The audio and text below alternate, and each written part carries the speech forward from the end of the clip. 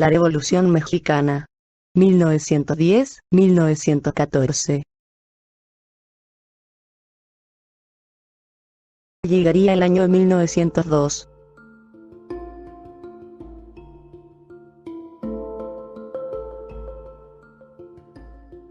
El Imperio Mexicano logra posicionarse como la primera potencia mundial.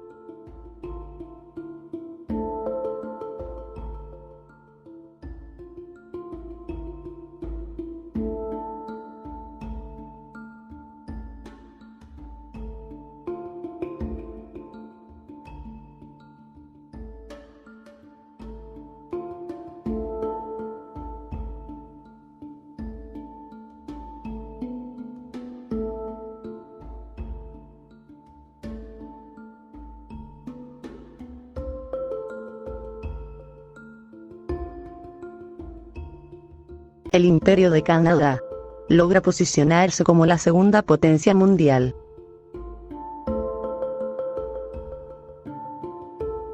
Llegaría el año 1904.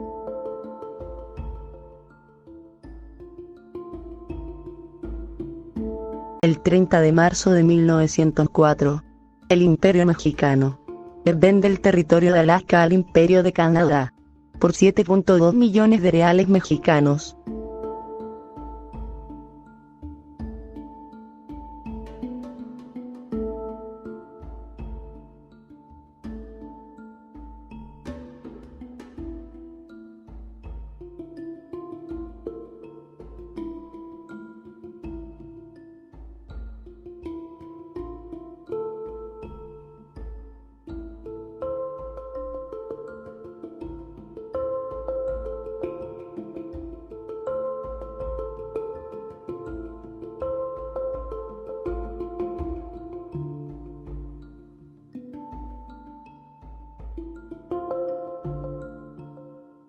Estrechando las relaciones diplomáticas y formando una alianza económica y militar entre el Imperio Mexicano y el Imperio de Canadá.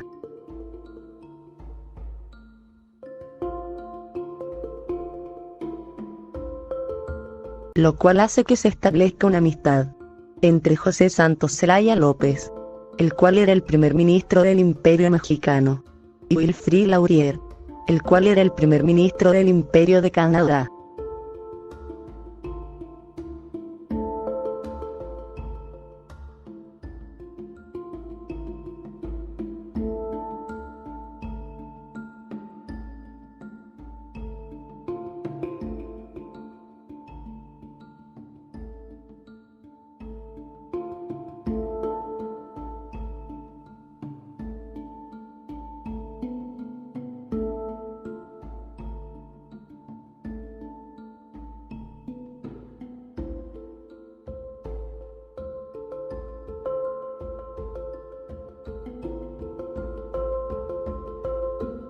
Durante más de 30 años, el Imperio Mexicano vive bajo un periodo de estabilidad económica, en la que se trae progreso al país, y la revolución industrial, bajo el lema de equidad en la justicia.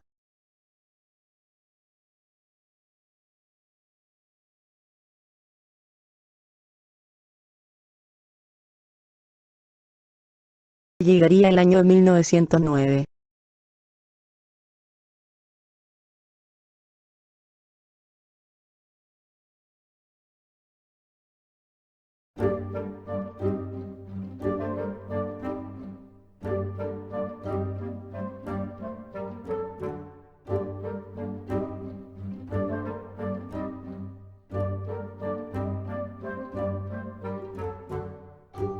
En 1909, el emperador de México Maximiliano de Habsburgo y el presidente de los Estados Unidos William Howard Taft llevan a cabo una reunión que termina muy mal.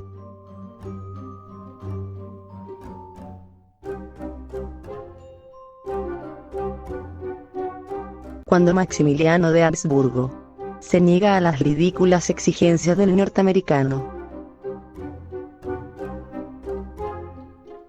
No es casualidad que un año después se da el inicio a la Revolución Mexicana.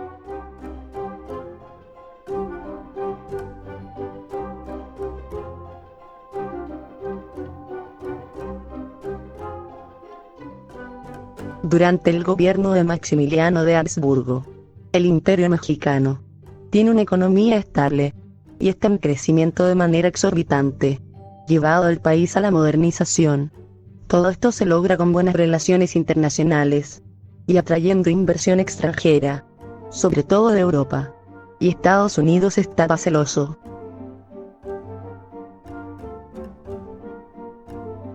Fue aquí que el entonces presidente estadounidense William Howard Taft pide una reunión con Maximiliano de Habsburgo, con el objetivo de fortalecer los lazos de cooperación entre ambos países, a lo que Maximiliano de Habsburgo acepta sin ninguna inconveniencia. Pero la verdad es que el presidente Taft tenía planes de consolidar su poder en el territorio y buscaba asegurar sus intereses económicos en México. Así fue como llegó el 16 de octubre de 1909, donde ambos mandatarios se reunieron en San Antonio, Galveston. En dicha reunión también estuvo José Santos Zelaya López, el cual era el primer ministro del Imperio Mexicano, y el cual sirvió como traductor entre Maximiliano de Habsburgo y el presidente Taft. Al inicio, ambos mandatarios se saludaron e intercambiaron halagos. Todo iba muy bien, hasta que sostuvieron la última entrevista, dentro de las oficinas de aduana en San Antonio, Galveston, donde todo acabó muy mal.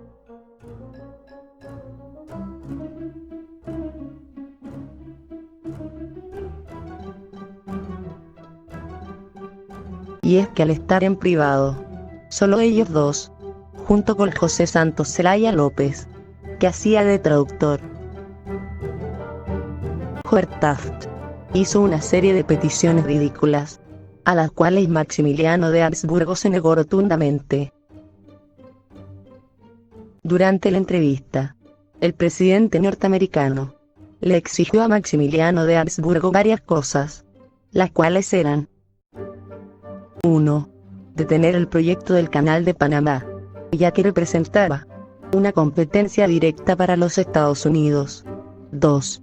Le obligaba a conceder el permiso de la instalación de una base norteamericana en Baja California, con el objetivo de coordinar operaciones en Hispanoamérica. 3. Exigía que el Imperio Mexicano dejara de comprar armas al Imperio Alemán, y en su lugar, comprara armas estadounidenses. 4. Se le exigía devaluar la moneda.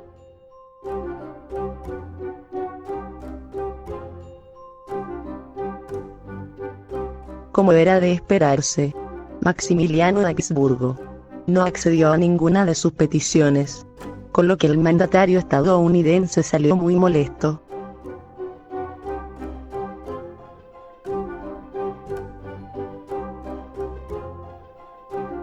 Casualmente, un año después de la reunión entre los mandatarios, el 5 de octubre de 1910, nace el Plan de Jacksonville, un documento redactado por Francisco Ignacio Madero, firmado en Jacksonville, Florida, en el que se desconocía el gobierno de Maximiliano, y llamaba al pueblo mexicano a levantarse en armas el 20 de noviembre de ese mismo año.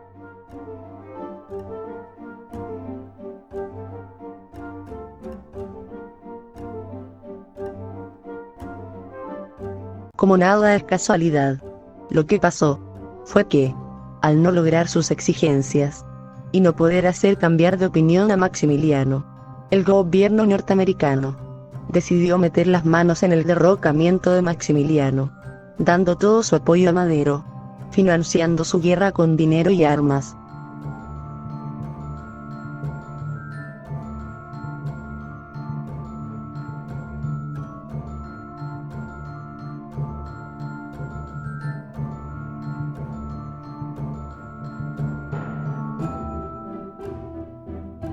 Madero era demasiado ingenuo, debido a que no tenía mucha idea de lo difícil que era la política mexicana en esos tiempos. Madero, un hombre nacido en Nueva Santander,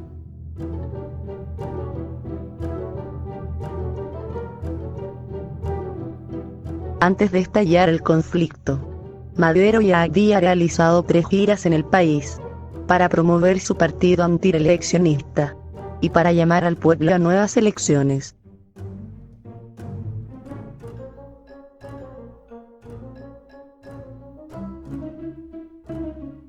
Su fama iba aumentando, y tomando el grado de ciertos sectores.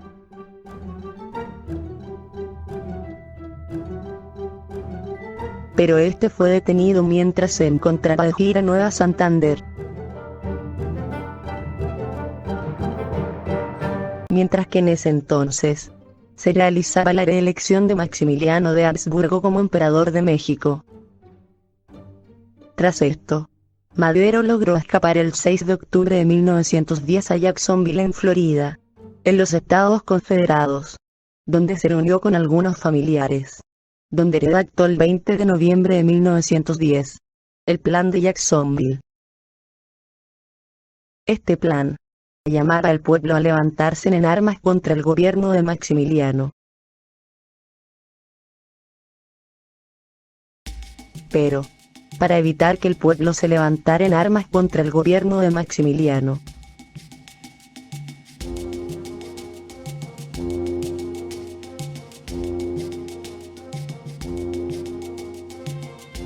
el 30 de noviembre de 1910, José Santos Zelaya López proclama la República Federal Unida de México.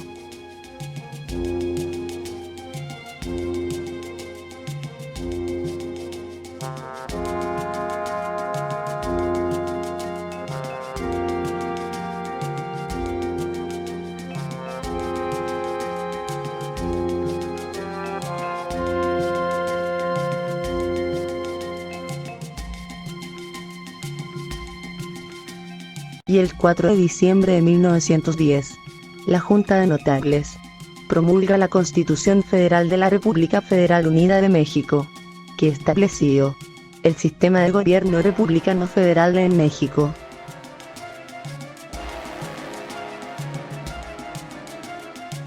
El 14 de diciembre de 1910, José Santos Zelaya López se convierte en el presidente de la República Federal Unida de México, nombrando a Pedro Lascurain como vicepresidente, nombrando a Venustiano Carranza como ministro de Guerra de la República Federal Unida de México, el cual era gobernador de Nueva Santander, nombrando a Plutarco Elías Calles como primer ministro de la República Federal Unida de México,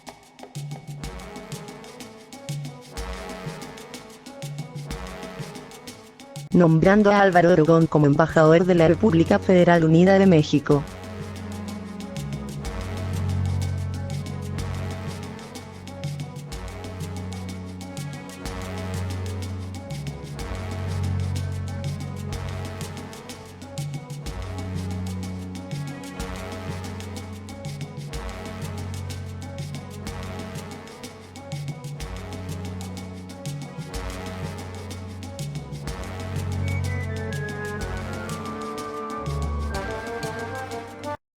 El 24 de diciembre de 1910, se crea el Compromiso de 1910, donde todos los estados se comprometen a mantener la unidad, cooperación económica y militar, y la equidad en la justicia.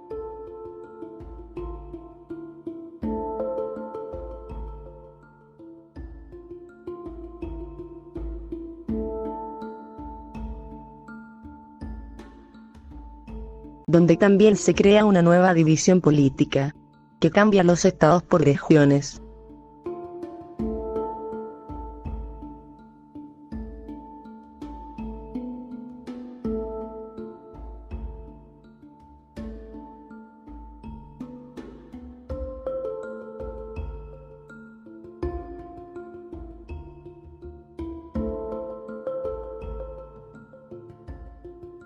El 5 de enero de 1911, Maximiliano de Habsburgo es llevado al Imperio de Canadá, con la ayuda del primer ministro del Imperio de Canadá Wilfrid Laurier, para resguardarlo y atender sus problemas de salud, el cual ya tenía 78 años de edad. Llegó la fecha esperada. Era el 24 de febrero de 1911.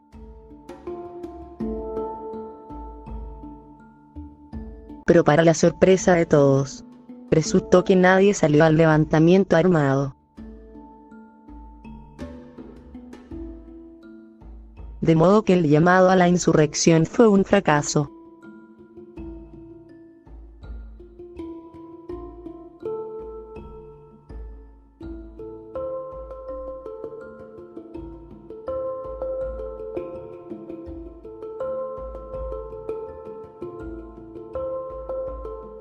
Entonces a Madero, en su frustración, se le ocurre reclutar a Pancho Villa y Emiliano Zapata, unos empresarios que tenían varias acciones y compañías en Florida.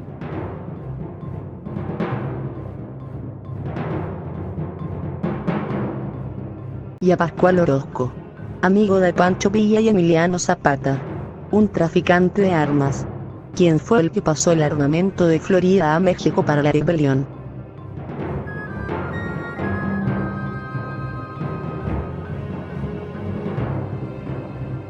Inmediatamente Villa, Zapata y Orozco forman un ejército de mercenarios, quien asaltando y matando a quien se les cruzara en el camino, logran tomar la Ciudad de México el 10 de mayo de 1911.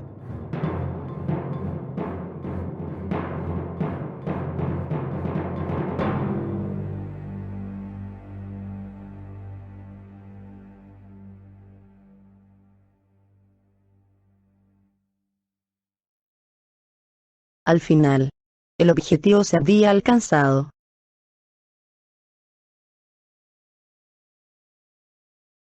Francisco Madero toma la silla presidencial el 24 de agosto de 1911.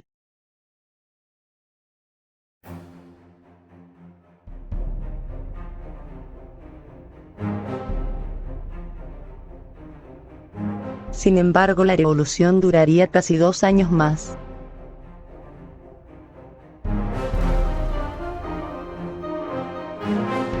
Y es que Estados Unidos pronto le daría la espalda a su nuevo amigo, con la misma voluntad con la que lo apoyó en un inicio. Y la razón fue que al llegar Madero al poder, se le pediría lo mismo que se le había solicitado a Maximiliano de Habsburgo.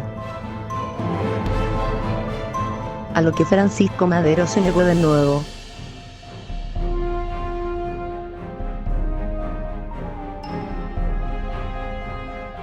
Fue tanto la molestia de los norteamericanos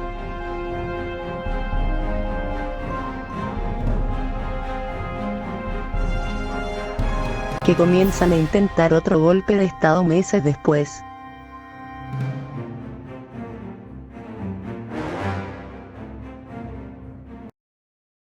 El 5 de enero de 1912, a casi medio año de haber empezado a gobernar, un golpe de estado contra Francisco Madero se llevó a cabo, el cual terminaría en tragedia nacional, con mucha sangre derramada, a la cual se le conoció como la Decena Trágica, la cual había sido planeada por José Santos Zelaya López, con ayuda de Pancho Villa y Emiliano Zapata.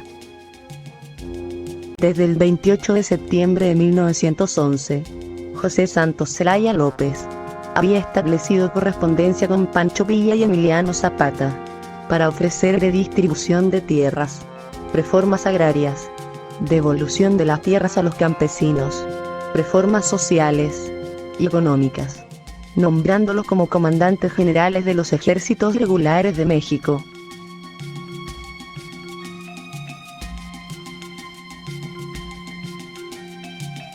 Estos aceptan, y después de 10 días de guerra, el 27 de diciembre de 1911, Pancho Villa y Emiliano Zapata movilizan sus ejércitos, abandonando la Ciudad de México, dejando a Francisco Madero y al vicepresidente José María Pino Suárez solos en la Ciudad de México, sin ayuda militar y económica.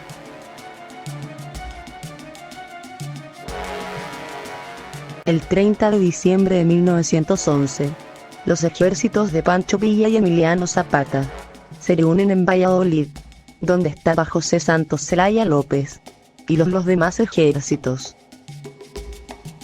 donde reciben las instrucciones para atrapar a Francisco Madero y al vicepresidente José María Pino Suárez.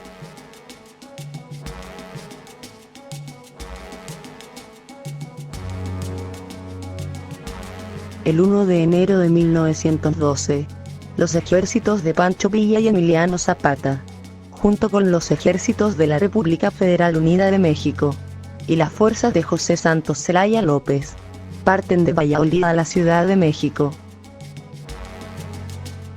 logrando llegar a la Ciudad de México el 5 de enero de 1912, capturando a Francisco Madero y al vicepresidente José María Pino Suárez ese mismo día. Los ejércitos de Pancho Villa, Zapata y José Santos Zelaya López conformaban unos 60.000 efectivos, a comparación de los 8.000 efectivos de Francisco Madero y el vicepresidente José María Pino Suárez. La guerra es una masacre. El ejército de Madero y Pino Suárez es masacrado en su totalidad.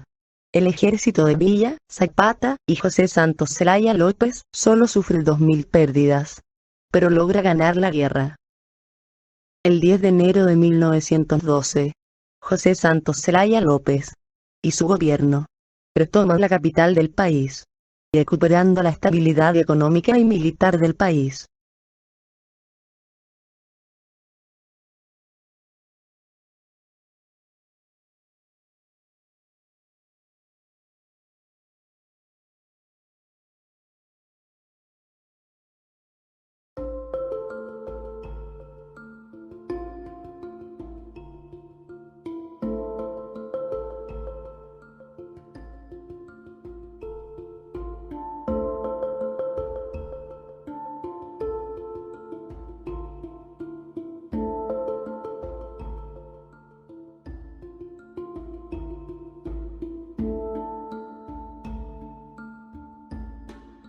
El 24 de febrero de 1912, con José Santos Zelaya López ya en el poder, sabe que tiene que hacer algo con Madero y Pino Suárez, que estaban presos, y lo que decide es engañarlos.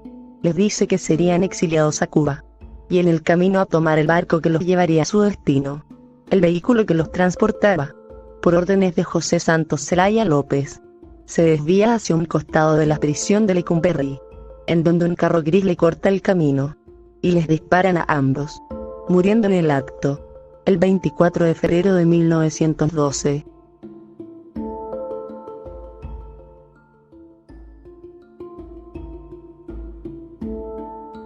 El 27 de septiembre de 1912, José Santos Zelaya López, el cual era presidente de la República Federal Unida de México, establece amistad y correspondencia con el primer ministro de Canadá, el cual era Herbert Borden, para formar una alianza económica y militar contra los Estados Unidos, ya que ambos países presentían que los Estados Unidos intentarían otro golpe de Estado. Llegaría el año 1913.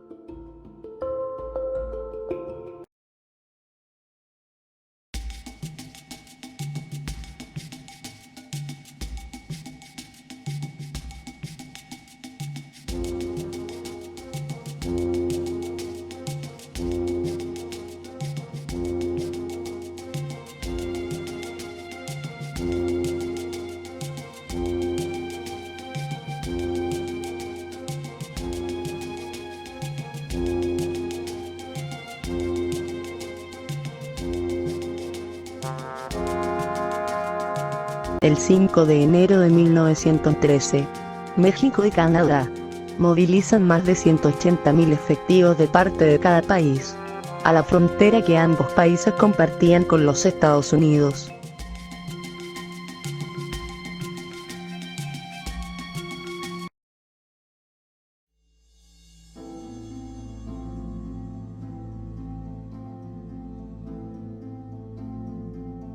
El 9 de febrero de 1913, en los Estados Unidos,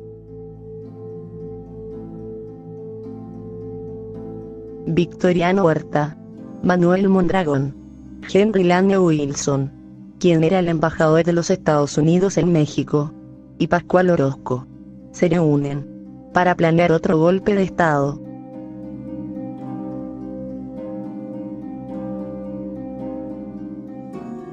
Pero ese mismo día, tropas canadienses y mexicanas se habían adentrado dentro del territorio estadounidense para saber cómo estaba la situación, lográndose enterarse de los planes de Victoriano Huerta, Manuel Mondragón, Henry Lane Wilson y Pascual Orozco.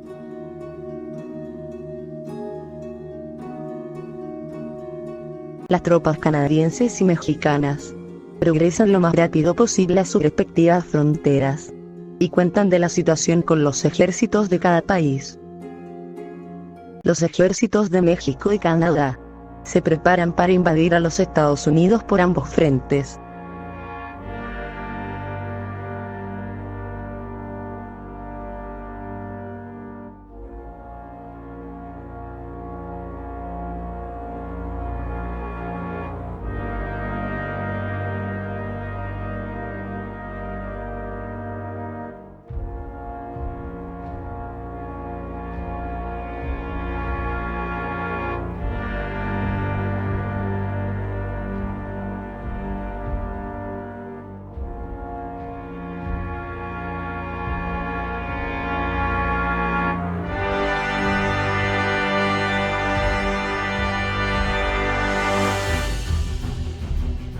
El 14 de febrero de 1913, el ejército de Canadá invade a los Estados Unidos desde el norte con todo su ejército.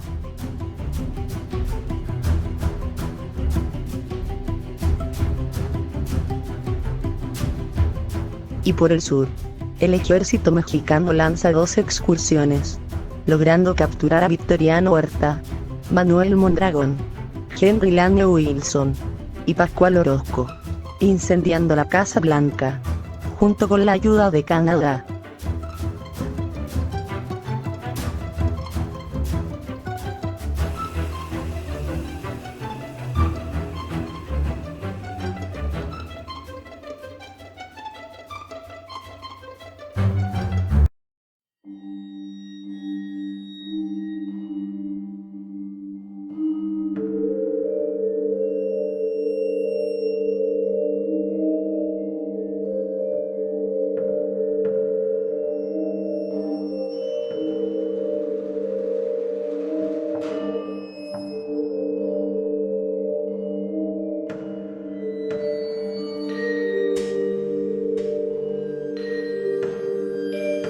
El 24 de febrero de 1913, México y Canadá logran ganar la guerra contra los Estados Unidos.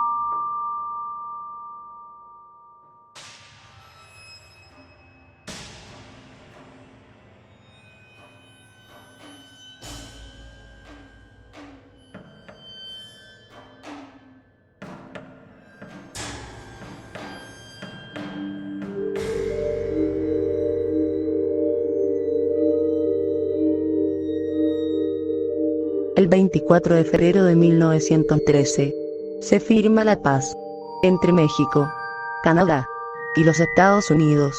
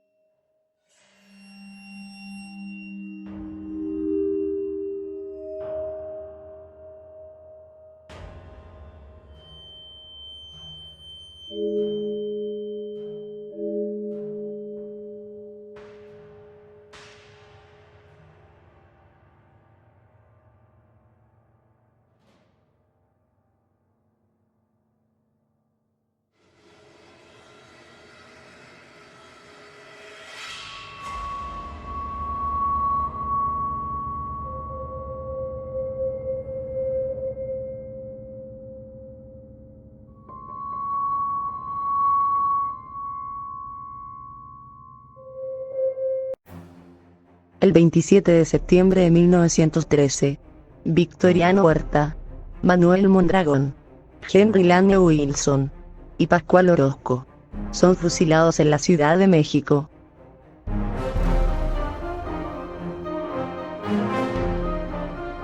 Duraría la paz hasta 1914.